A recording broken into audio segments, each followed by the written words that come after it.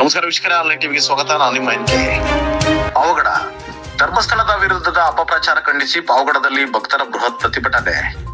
ಧರ್ಮಸ್ಥಳ ಶ್ರೀ ಮಂಜುನಾಥ ಸ್ವಾಮಿ ಶ್ರೀ ಕ್ಷೇತ್ರದ ವಿರುದ್ಧ ನಡೆಯುತ್ತಿರುವ ಅಪಪ್ರಚಾರವನ್ನು ಖಂಡಿಸಿ ಸೋಮವಾರ ಮಧ್ಯಾಹ್ನ 2 ಗಂಟೆಯಲ್ಲಿ ಪಟ್ಟಣದಲ್ಲಿ ನೂರಾರು ಭಕ್ತರು ಬೃಹತ್ ಪ್ರತಿಭಟನೆ ನಡೆಸಿದರು.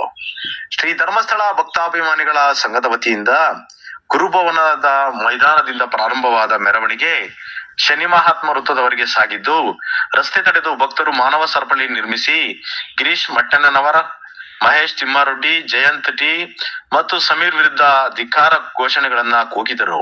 ನಂತರ ತಾಲೂಕಿನ ದಂಡಾಧಿಕಾರಿಗಳಾದ ವರದರಾಜರವರಿಗೆ ಮನವಿ ಪತ್ರ ಸಲ್ಲಿಸಿದರು. ಈ ಸಂದರ್ಭದಲ್ಲಿ ಮಾಜಿ ಸಚಿವರಾದಂತ ವೆಂಕಟರಮಣಪ್ಪ, ಮಾಜಿ ಶಾಸಕರಾದಂತ KM ತಿಮ್ಮಾರಾಯಪ್ಪ, ಜೆಡಿಎಸ್ ಜಿಲ್ಲಾಧ್ಯಕ್ಷರಾದಂತ RC ಅಂಜನಪ್ಪ, ಬಿಜೆಪಿ ಮುಖಂಡರಾದ ಡಾಕ್ಟರ್ G ವೆಂಕಟರಾಮಯ್ಯ ಹಾಗೂ ಸಂಘ ಸಂಸ್ಥೆಗಳು, ರೈತ ಸಂಘದ ಹೋರಾಟಗಾರರು, ಮಹಿಳೆಯರು ಹೆಚ್ಚಿನ ಸಂಖ್ಯೆಯಲ್ಲಿ ಭಾಗವಹಿಸಿದ್ದರು. ವರದಿ ರಾಮಪ್ಪ ಸಿಕ್ಕೆಪುರ, ಆನ್ಲೈನ್ ಟಿವಿ, ಪಾವಗಡ. ವಿಚಾರಣೆ ಮಾಡಿ ಅವರನ್ನೆಲ್ಲ ಕಾನೂನು ಪ್ರಕಾರವಾಗಿ ಕಠಿಣವಾಗಿ ಶಿಕ್ಷಿಸಬೇಕು.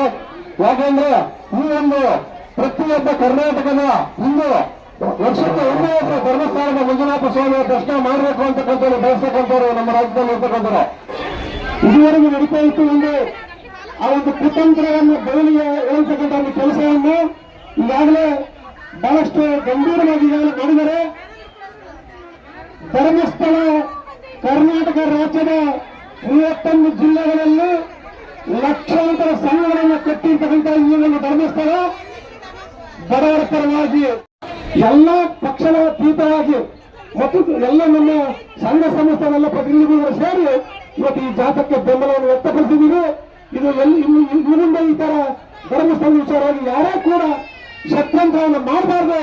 ಮಾಡಿರ್ತಕ್ಕಂಥ ವ್ಯಕ್ತಿಗಳ ಕೂಡಲೇ ಬಂಧಿಸಿ ಪ್ರತಿಭಟನಾ ರ್ಯಾಲಿಯನ್ನು ಹಮ್ಮಿಕೊಂಡಿದ್ದು. ಈ ಒಂದು ರ್ಯಾಲಿಯ ಮೂಲಕ ಮಾನ್ಯ ಮುಖಂಡರ ಮೂಲಕ ತಹಸೀಲ್ದಾರ್ಗೆ ಮನವಿ ಕೊಡುವುದೇನೆಂದರೆ, ಅನಾಮಿಕ ವ್ಯಕ್ತಿಯನ್ನು ಬಳಸಿಕೊಂಡು ಗಿರೀಶ್ ಮಟ್ಟಣ್ಣನವರು, ಮಹೇಶ್ ತಿಮ್ಮಾರೆಡ್ಡಿ, ಜಯಂತ್ ಟಿ ಹಾಗೂ ಸಮೀರ್ MD ಇವರು ಧರ್ಮಸ್ಥಳ ಮಂಜುನಾಥ ದೇವಾಲಯದ ಪಾವಿತ್ರ್ಯತೆಗೆ ಕಳಂಕ ತರುತ್ತಿರುವ ಬಗ್ಗೆ ಇವರ ಒಳಸಂಚಿನ ವಿರುದ್ಧ ಈಗಿರುವ ತನಿಖಾ ತಂಡದಿಂದ ಅಥವಾ ಇನ್ನೊಂದು ತನಿಖಾ ತಂಡವನ್ನು ರಚಿಸಿ ತನಿಖೆಯನ್ನು ಕೈಗೊಳ್ಳಬೇಕೆಂದು ಮನವಿ ಮಾಡಿಕೊಳ್ಳುತ್ತೇವೆ.